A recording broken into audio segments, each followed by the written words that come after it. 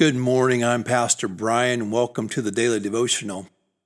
I still have a lot of life left in me, a lot of life to go. But one of the things that I do on a regular basis is I think about who I will be on the very last day of my life. I want to live today like it is the last day of my life. I want to be today who I will be on the last day of my life when I go and stand before Christ. 2 Corinthians 3:18 says, "And we who with unveiled faces all reflect the Lord's glory, we are being transformed into his likeness with ever increasing glory, which comes from the Lord, who is the Spirit."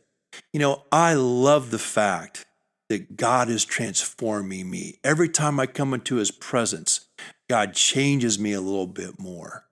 He is the one who does the work, but I make sure that I am in his presence. But as God does his work, I also must do my part. 2 Timothy 2:15 says, do your best, right? Do your best to present yourself to God as one approved, a workman who does not need to be ashamed and who correctly handles the word of truth. So yes, God does his part, but I must also do my part. I make every effort that I can make to be who God wants me to be before him.